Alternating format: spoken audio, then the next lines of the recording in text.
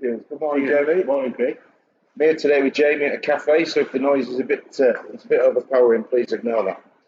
Jamie joined us this week in Queensland, and it's really exciting to have you on board, mate. The need for us to cover the East Coast has always been on our mind, so getting you with us is really an important step for us. The things that you do are slightly different to what others do in our business, so maybe you can give us a quick rundown of where you've been, what you're doing, and what you like to do, and where we're going. Background on myself, electrical technician. Yeah.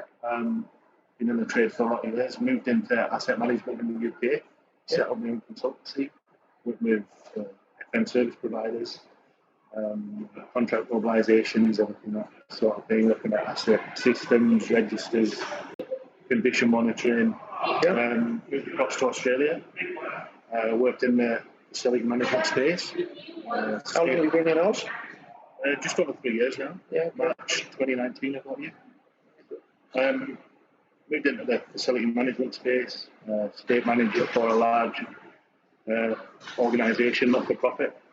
Yep. And then also worked for Brisbane Health as an senior asset management officer. That was a great grounding for me to learn legislation in Australia. And hospitals as a background that I was in the UK with the NHS as well. Right. So it's obviously critical infrastructure. Social infrastructure type stuff.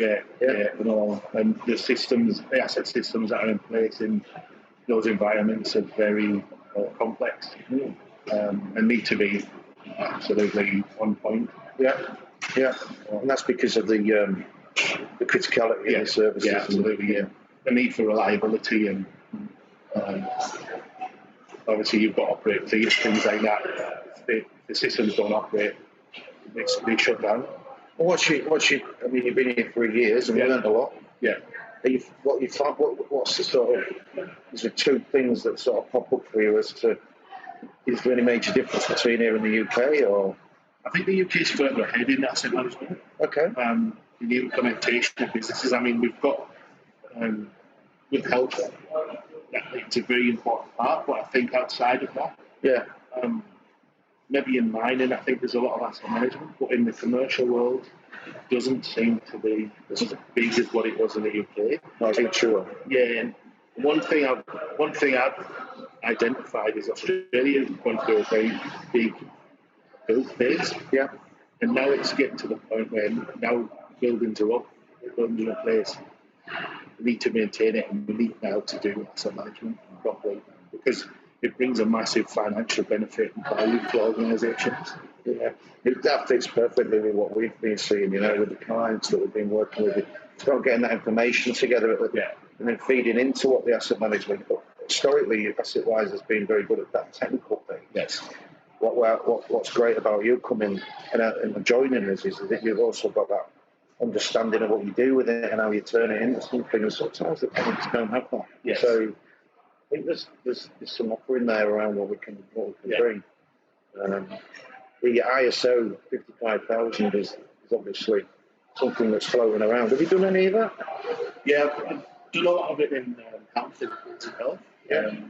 We started YouTube channel. We started developing so we could aim towards gaining the ISO 55000 certification. What do you think the secret is to getting that right? It's about frameworking. Yeah. Doing a gap analysis, making sure that organisations understand what they need to do. But a big part of ISO 55000 is buy-in from stakeholders. The buy-in, yeah. Especially from the executive level. Now, it shouldn't be a tick box exercise. That's the danger of it. Some people are saying, look, we want that, we need to tick the box.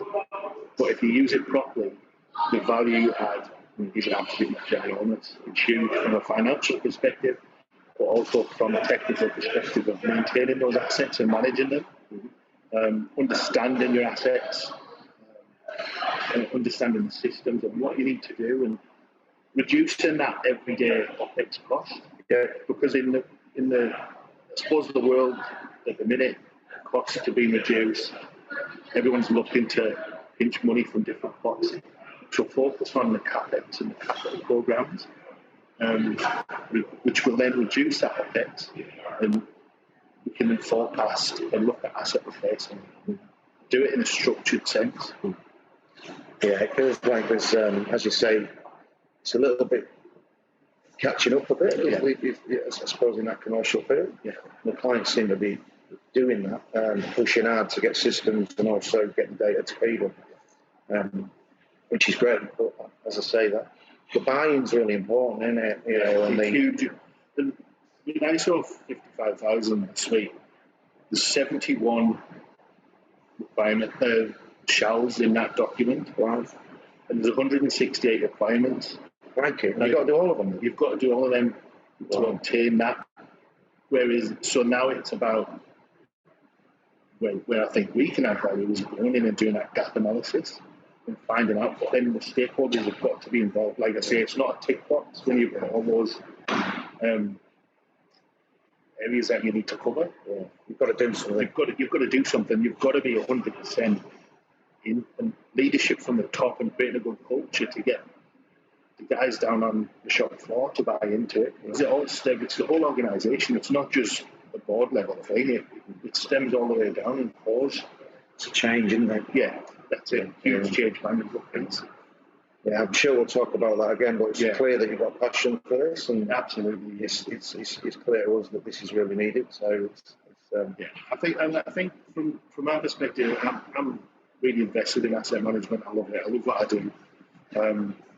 I can see loads of opportunities and things and where we can take this. But I also think if every organisation in the country focused and tried to gain ISO 55,000, how great would it be? Systems would be operating. We'd be constantly improving efficiencies and sustainabilities. And it's also about organisations' reputations. Yeah.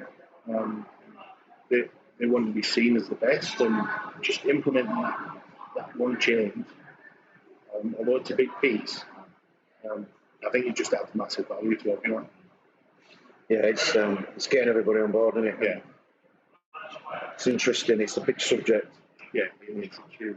No, we're looking forward to it, and I think having, as I say, having you with us and being able to not necessarily come down into some of the stuff that we're doing, but understanding what we need to do and how that fits into, like, the strategic asset management piece, and then the overall planning and helping the clients get there is going to be really useful. You know? The very basics of asset management is baselining. Yeah. So start from the very basics. What have you got? What do I need to maintain? What assets do I need, or what other assets have I got? What do I need them assets to do? What do I need them to achieve? And how do we make them assets work together to deliver what the stakeholders want? Oh, mate, we could talk all day. We could. We'll break now. Yeah. Good to see you. Thanks, Bill. Thank you. Cheers, mate.